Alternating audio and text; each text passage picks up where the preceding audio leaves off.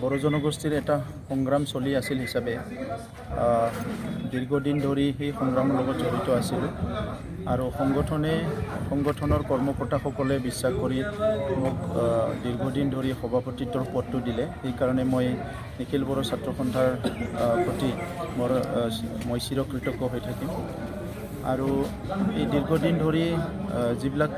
কাম কৰিবলৈ প্ৰয়াস কৰিলোঁ, চেষ্টা কৰিলোঁ, কিছুমান কামত সফল হ'লোঁ, কিছুমান কামত আধৰুৱা হৈ ৰ'ল। গতিকে মই আজি এই কথাবিলাকে উপলব্ধি কৰিছোঁ যে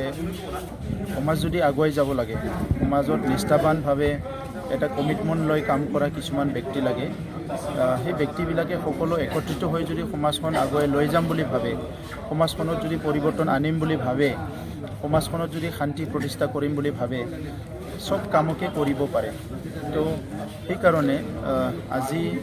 আমাৰ দেশখনৰ যিটো পৰিৱেশ, ৰাজ্যখনৰ যিটো পৰিৱেশ, এই পৰিৱেশ পৰিস্থিতি আৰু চৰকাৰী যিবিলাক স্কিমবিলাক আছে, আঁচনিবিলাক আছে, প্লান পলিচিবিলাক আছে, ইয়াৰ বাহিৰেও আমাৰ নিজৰ জাতি জনগোষ্ঠী যদি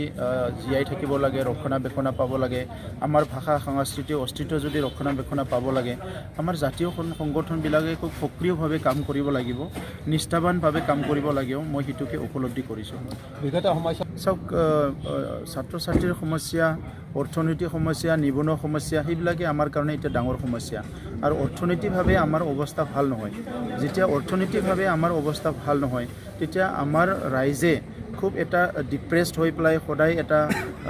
দুখ দুৰ্যোগৰ মাজত জীৱন যাপন কৰি আছে আৰু ইয়াত উন্নয়নৰ কথাটো ভাবিব নোৱাৰে, আগুৱাই যোৱাৰ কথাটো ভাবিব নোৱাৰে। সেইকাৰণে এটা সুস্থ এটা সমাজ গঢ়িব লাগিব। আৰু এই সময়ত মই নিখিল বড়ো ছাত্ৰ সন্থাৰ সভাপতিত্বৰ পৰা ওলাই আহি মই আগৰ যিটো মোৰ 15-20 বছৰৰ এক্সপিৰিয়েঞ্চ, মই সেইটোকে ভাবিছোঁ যে অতি শীঘ্ৰে সমাজৰ লগত মিলি পেলাই সমাজৰ কাম কৰিব লাগিব। গ্ৰাম্য অঞ্চলত আমাৰ অধিক যিটো জনসংখ্যা গ্ৰাম্য অঞ্চলত বসবাস কৰে আৰু গ্ৰাম্য অঞ্চলৰ যিটো অৰ্থনৈতিক অৱস্থাটো ভাল নহয়, সামাজিক অৱস্থাটো যেনে তেনে চলি আছে, ভালেই বুলি ক'ব লাগিব। আমাৰ সমাজখন ইমান এতিয়াও বেয়া হৈ যোৱা নাই, কিন্তু অৰ্থনৈতিকভাৱে আৰু শিক্ষাৰ দিশতে হওক বা আজি যিটো শাৰীৰিক দিশতে হওক, সেই দিশবিলাকত মানে তাৎক্ষণিকভাৱে বা প্ৰয়োজন সাপেক্ষে চৰকাৰে যেনেকৈ পদক্ষেপবিলাক ল'ব লাগিছিলে, ল'ব নোৱাৰাৰ কাৰণে খুব বেয়া অৱস্থা হৈ গৈছে। তো সেইকাৰণে আমি নিবনুৱাসকলৰ কাৰণে, ছাত্ৰ ছাত্ৰীসকলে গ্ৰাম্য অঞ্চলৰ খেতিয়ক ৰাইজৰ কাৰণে কাম কৰিব লাগিব। আৰু বৰ্তমান খুব বেছিকৈ মানে আমাৰ মনত এই কথাটো লাগে যে আজি গুজৰাট হাৰিয়ানাত লাখ লাখ ল'ৰা ছোৱালী আমাৰ বেংগলোৰত, বাহিৰত, গোৱাত হাজিৰা কৰি আছে বা কিছুমান কাম কৰিবলৈ গৈছে। কাম কৰি উপাৰ্জন কৰাত আমাৰ ক'বলগীয়া নাই, কিন্তু কথাটো হৈছে কি যে এই যে ঘৰত থাকিবলৈ মানুহ নাই, ঘৰখনৰ খেতি পথাৰটো চাবলৈ যে মানুহ নাই, আৰু হাজিৰা কৰি আহি কালি বয়সটো শেষ হোৱাৰ পিছত সেইসকলে যে পুনৰ সংস্থাপন পোৱাটো খুব কঠিন হ'ব। সেইকাৰণে নিজৰ ঘৰতে যিবিলাক ড্ৰপ আউট ষ্টুডেণ্ট আছে, যিবিলাক নিবনুৱা আছে, কম বয়সৰ ল'ৰা ছোৱালী আজি স্কুল কলেজ এৰি পেলাই বহি আছে, সেইসকলক লৈ পেলাই কাম কৰিব লাগিব। চাওক, PTAD হোৱাৰ পিছত ৰাস্তা পদূলি অলপ চলপ হৈছে, নোহোৱা নহয়, বিল্ডিং কেইটামান হৈছে, অফিচ হৈছে, কিন্তু সাময়িকভাৱে যদি চাবলৈ যায়, মানুহৰ জীৱনৰ মানদণ্ডটো যেনেকৈ উন্নত হ'ব লাগিছিলে, আমাৰ মানুহৰ দৈনন্দিন সমস্যাবিলাক যেনেকৈ কমি যাব লাগিছিলে, সেই সমস্যাবিলাক আজিলৈকে কমি যোৱা নাই। ইয়াৰ স্কুলবিলাক যেনেকৈ ভাল হ'ব লাগিছিলে হোৱা নাই, হস্পিটেলবিলাক যেনেকৈ ভাল হ'ব লাগিছিলে হোৱা নাই। কেইটামান ডাঙৰ হস্পিটেল বিল্ডিং বনাইছে, কিন্তু ডক্টৰ নাই। আৰু যদি চাবলৈ যায় মানে ডিষ্ট্ৰিক্টে যদি ৰেকৰ্ডবিলাক চাবলৈ যায়, আমাৰ মেটাৰ্নিটি যিটো মৰ্টেলিটি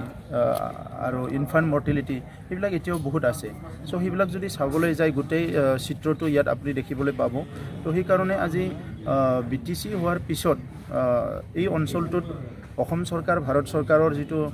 দায়িত্ব, সেইটো কমি গৈছে। আনপিনেদি BTADৰ নেতৃত্বই যেনেকৈ দায়িত্ব ল'ব লাগিছিলে তেনেকৈ লোৱা নাই। সেইকাৰণে এই 32 লক্ষ জনসাধাৰণৰ যিটো অনিশ্চয়তা, উন্নয়নৰ ক্ষেত্ৰতে হওক, শান্তি স্থাপন কৰাতে হওক, যিটো হৈ আছিলে, আজি BTR চুক্তি হোৱাৰ পিছত সেইটো শান্তি পাৰ্মানেণ্ট এটা পিচ আহি গ'ল। আৰু ইয়াৰ পিছত এতিয়া আমি ষ্টেবিলিটি, আমাৰ জাতি জনগোষ্ঠী সকলো মিলি, ইয়াত বড়ো, ৰাভা, গাৰো যি আছে, আমাৰ গোৰ্খা, আদিবাসী সকলো মিলি, অসমীয়া, শৰণীয়া, চব আমি একেলগে ইয়াতে এই 32 লাখ মানুহৰ ভৱিষ্যতটো আমি গঢ়িব লাগিব।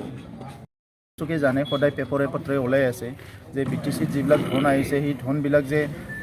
যেনেকৈ লাগে তেনেকুৱা যে মানে ব্যৱহাৰ হোৱা নাই বা তেনেকুৱা উন্নয়নৰ কামত যে লগা নাই এই কথাটো সকলো ইতিমধ্যে কৈ আছে সেইটো লৈ পেলাই বিভিন্ন পেপাৰ পত্ৰ আৰু সবচে ডাঙৰ কথাটো হ'ল CAG কেক ৰিপৰ্টত ওলাইছে যিটো মানে গভৰ্ণমেণ্টৰ ৰিপৰ্ট হয় যিটো অডিট কৰে এই অডিটত স্পষ্টভাৱে ওলাইছে যে ইয়াত বহুত মানে হেৰাফেৰি কৰা হৈছে ইফালে সিফালে কৰা হৈছে তো সেইকাৰণে আজি সকলো ৰাইজে বিচাৰিছে যে নেতৃত্বৰ পৰিৱৰ্তন হ'ব লাগে এটা ভাল নেতৃত্বৰ দায়িত্ব ল'ব লাগে আৰু সকলো জাতি জনগোষ্ঠীক আঁকোৱালি লৈ একেলগে লৈ যিবিলাকে আগবাঢ়ি যাব পাৰে যিবিলাকৰ কমিটমেণ্ট আছে ৰেছপনচিবিলিটি সেই মানুহবিলাক আহি পেলাই দায়িত্ব লৈ পেলাই এই 32 লাখ জনসাধাৰণৰ ভৱিষ্যতটো যাতে এটা অন্ধকাৰৰ পৰা ভাল ফালে আনিব পাৰে এইটো সকলোৱে চিন্তা চৰ্চা কৰাটো চবেই বিচাৰিছে ইয়াৰ কাৰণে আজি যিবিলাক ছিগনেটৰিজ আছে আৰু দল সংগঠন আছে যিসকলে আজি শান্তি স্থাপন কৰিলে এই চুক্তিখন কৰিলে চুক্তিখনত ভাল ভাল বস্তু লৈ আহিলে ইউনিভাৰ্চিটিৰ পৰা আদি কৰি আজি সকলো বিচাৰিছে যে চুক্তিকাৰীসকলে চুক্তি কৰা নেতৃত্বই দায়িত্বত আহিব লাগে কাৰণ BSCৰ সময়তো আহিছিলে BTCৰ সময়তো আহিছিলে আৰু এতিয়া ইয়াত ইণ্টাৰিম কাউন্সিল নহয় কিন্তু চবে লগ লাগি পেলাই এটা ভাল এটা পলিটিকেল পৰিৱৰ্তন আনিব লাগে এই কথাটো চলি আছে গতিকে ময়ো ইয়াৰে এটা পাৰ্ট হিচাপে ময়ো এজন ছিগনেটৰী হিচাপে মই এই গোটেই প্ৰক্ৰিয়াত ময়ো কম বেছি পৰিমাণে জড়িত হৈ আছোঁ আৰু ৰাইজে যেনেকৈ বিচাৰে তেনেকুৱা এটা দিশ হয়তো নিৰ্ধাৰণ হ'ব তেনেকুৱা আমি ভাবিব পাৰোঁ তাৰমানে BPFটোৰ এইবাৰ পৰিৱৰ্তন বিচাৰিছে নেকি আপোনালোকে নাই আপোনালোকে বুলি নহয় গোটেই BTC এতিয়া BTR বাকী ৰাইজে বিচাৰিছে BTR বাকী ৰাইজে এইটো পৰিৱৰ্তনটো বিচাৰিছে যে হাগ্ৰামা মহিলাৰ ডাঙৰীয়াৰ ওপৰত যিটো বিশ্বাস আৰু আস্থা ৰাখিছিলে ৰাইজে তেখেতক যিটো সন্মান দিছিলে যিটো মৰম দিছিলে ইয়াৰ বিপৰীত ইয়াৰ যিটো মানে পৰিৱৰ্তে তেখেতে যিখিনি কৰিব লাগিছিলে ৰাইজৰ কাৰণে কৰিব পৰা নাই নতুনত্ব একো নাই ইয়াত নতুন আঁচনি নতুন চিন্তা একো নাই আগৰ নিচিনাকৈ মানুহ কিনা বেচা কৰা টকা পইচা দিয়া সেইখিনিয়ে দাবী ধমকি দিয়া ইয়াৰ বাহিৰেতো ভাল একোই নাই চ' সেইকাৰণে আজি মানুহে পৰিৱৰ্তন বিচাৰিছে তেখেতসকলৰ ওপৰত নিৰ্ভৰ কৰিব কাৰণ তেখেতসকলেও সংগ্ৰাম কৰিছে দীৰ্ঘদিন ধৰি নিজৰ জনগোষ্ঠীক লৈ পেলাই এই অঞ্চলৰ কিবা এটা উন্নয়নৰ কাৰণে বা ৰক্ষণাবেক্ষণৰ কাৰণে গতিকে আজি ইয়াত কাৰ লগত থাকিব কেনেকৈ ৰাজনীতিটো ল'ব ভৱিষ্যতত সামাজিক কামবিলাক কেনেকৈ কৰিব চুক্তিখন কেনেকৈ ৰূপায়ণ কৰিব সেইটো নেতৃত্বৰ ওপৰত ডিপেণ্ড কৰিছে গতিকে এইটো কোনো বেলেগ এটা সংগঠনৰ নেতৃত্বই কোনোবা এটা সংগঠনৰ নেতৃত্ব আমিতো কামান কৰিব নোৱাৰোঁ গতিকে তেখেতসকলে যিটো ভাল দেখে সেইটো ডিচিশ্যন ল'ব অৰাজনৈতিক সংগঠন কোনকেইটা আপোনাৰ লগত থাকিব নাই সেইটো মই এতিয়া আপোনাক হিচাপ কৰি ক'ব বিচৰা নাই কাৰণ ময়ো নাই তাত গতিকে মই কি কৰিম বা আমি কি কৰিম এই কথাটো ডিচিশ্যন হোৱাৰ পিছত কৰিব আমাৰ চবৰ লগতো বন্ধুত্ব আছে আমি এই অঞ্চলক শান্তি স্থাপন কৰাৰ স্বাৰ্থত আমাৰ বহুত যিবিলাক কমিউনেল হৈ গ'ল কিমান চিটুৱেশ্যন হ'ল আমি চব দল সংগঠনৰ লগত একেলগে আমি কাম কৰি আহিছোঁ ছাত্ৰ সংগঠনৰ লগত আমাৰ এটা ভাল সকলোৰে লগতে ভাল এটা সম্পৰ্ক আছে কিন্তু সকলো জনগোষ্ঠীৰ ছাত্ৰ সংগঠনৰ নিজা নিজা ইছ্যু আছে তো সেইকাৰণে আজি মই সকলোকো লৈ পেলাই কাম কৰিম আপুনি সকলোকো লৈ কাম কৰিব ইছ্যুটো তেখেতসকলৰ ইছ্যুটো আপোনাৰ লগত মিলিব না নিমিলে সেইবিলাক বহুত কথা আছে তাৰমানে এইবাৰ পলিটিকেলি হাগ্ৰামা মহিলাৰ মাৰ্ডাৰ হ'ব নেকি নাই আপুনিতো ডাঙৰ কথা কৈছিলে মাৰ্ডাৰ কৰা কাৰো উদ্দেশ্য নাই তো মাৰ্ডাৰ না উৎখাত না কি সেই শব্দবিলাক মই ক'বলৈ ভাল নাপাওঁ ৰাইজে পৰিৱৰ্তন বিচাৰিলেতো পৰিৱৰ্তন হ'বই ভাৰতবৰ্ষতো পৰিৱৰ্তন হৈছে ৰাজ্যবিলাকতো পৰিৱৰ্তন হৈছে গতিকে ইয়াত 15 বছৰ প্ৰায় 17 বছৰ শাসন হ'ল ইণ্টাৰিম কাউন্সিলটো ল'লে গতিকে আজি ৰাইজে পৰিৱৰ্তন বিচাৰাটো নিশ্চিতে ৰাইজে পৰিৱৰ্তন বিচাৰিছে পৰিৱৰ্তন হ'বই নাই